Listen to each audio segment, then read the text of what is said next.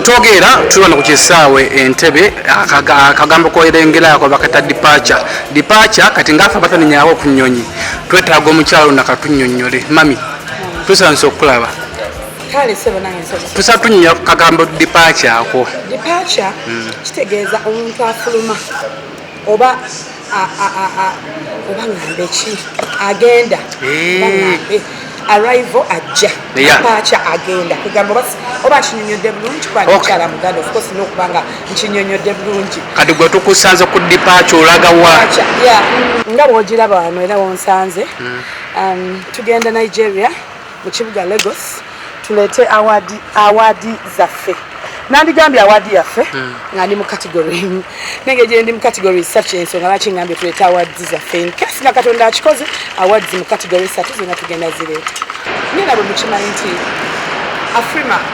zino awards ziri international ate nga zibeerawo annually kati tulina okubanga tuzeetegekera kubanga ziri international ate nga abayimbi bangi nnyo abavudde mu Africa mu nsi ez'enjawulo tukuŋŋaanira last year twakuŋŋaanira Ghana kati this time tugenda kuŋŋaanira Lagos in Nigeria ate wangi Uganda bannange ngabajjakugerako olayira nvuddeyo ne babitusinyabu bebamu kubevuddeyo nabo nnya bonna mulondo tusaba tunyonyako ku awards ze bakunominatinzeemu awards ze banominatinzeemu ndi mu category 3 ndi mu best artist in East Africa, best female artist in East Africa, then ndi mu best artist in dance and choreography, then ndi mu best African singer in Africa. But awards ezo African singer, African female singer in Africa. Etegeeza best African traditional singer. Etegeeza omuyimbi akyasiza okuyimba ennyimba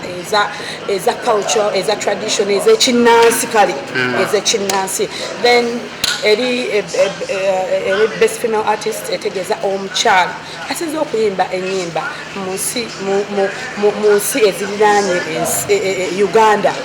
Mbwenjogera mu nsi eziriraanye Uganda abantu bazimanyi Kenya bra saagala zirambula. Kati then dance and choreography etegeeza nti dance oluyimba olupackage gy'otadde mu oluyimba nti dance eyo nga bwe mwalaba tweyanze nateekamu amazina nenteekamu ebintu bingi nnyo nenteekamu ebintu bingi ebi exciting ng'omuntu ne bwaba nga si Munnayuganda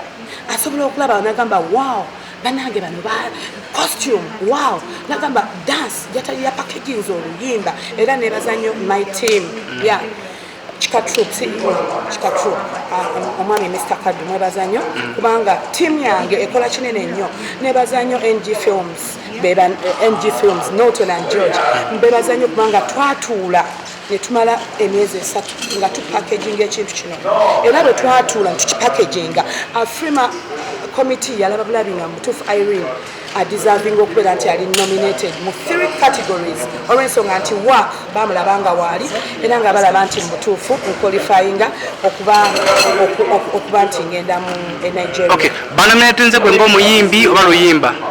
Nze banominatinze ng'omuyimbi Irene Namatovu tweyanze oluyimba n'omuyimbi. We bakunominatingidde nomini mwabadde mubameka abalala baani? Mu female artist in East Africa ndimu ne Shiba Kalungi, ndimu ne Vanessa Mode we Kenya, ndimu ne Vanessa Mode wa Tize. Kenya Tize Vanessa Mode. Vanessa Mode Manye Shiba. Waji mama. Shiba na B2C.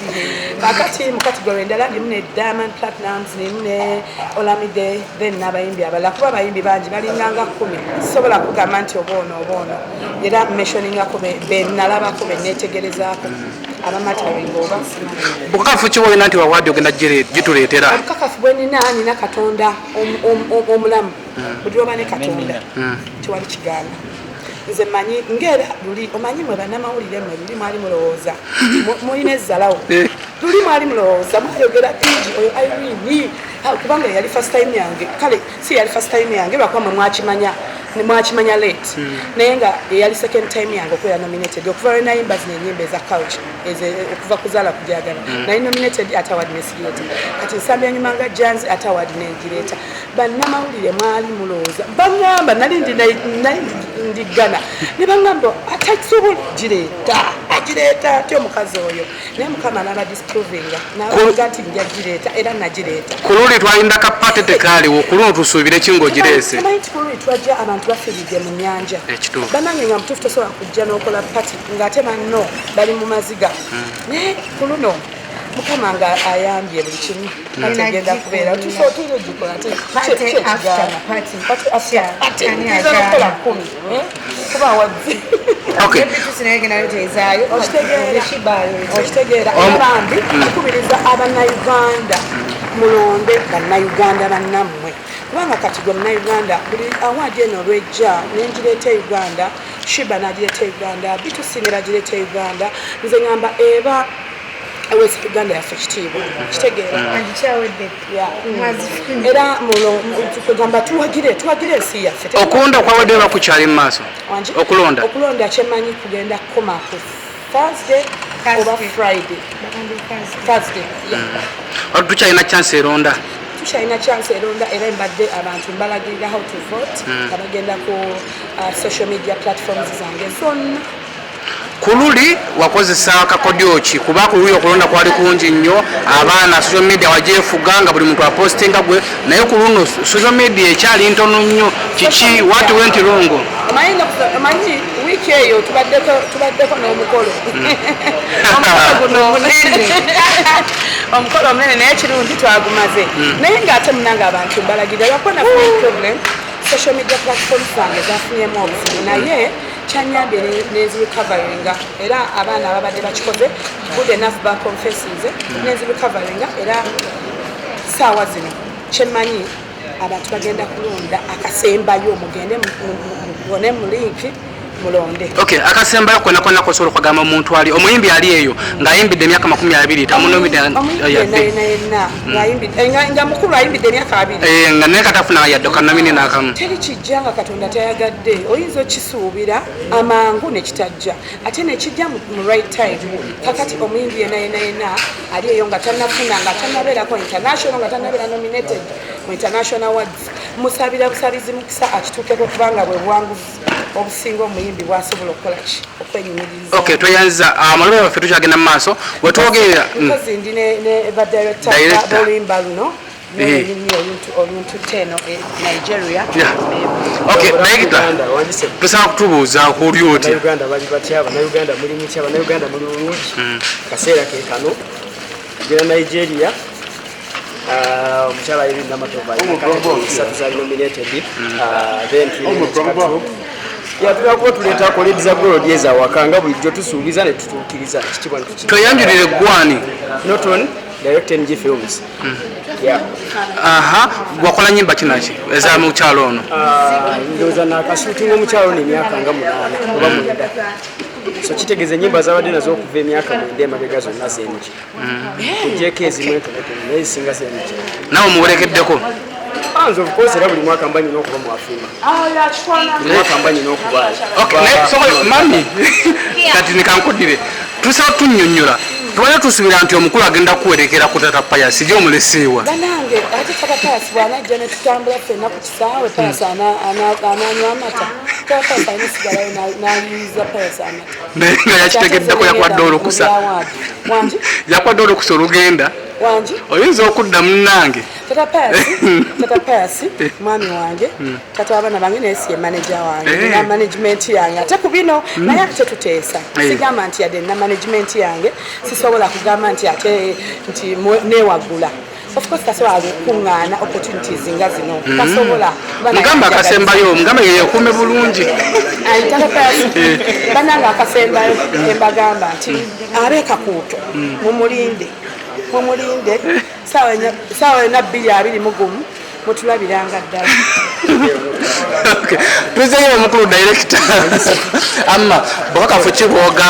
bwotulaga nti award muzireeta obukakafu bwawa wakati categories esinga mwe tuli category mwe tuli ne tetema kakasanga video gye twakolera tweyanze better than tetema simu sente na chi uniqueness and creativity, so I think we are better than tetema. Era manyi tugenda kuwangula tetema. Magic kigokozesa mu video zo mukama sobola kugamba nti saala zokka nze bwenzija kisima. Ani awandika script y'oluyimba olwo? Nze kennyini wava ku kyo okuteekamu byonna byonna bitwala mu luyimba olwo lwansonga era oluyimba lwali lunsaba ebyo, so nafuba okulanga ebintu oluyimba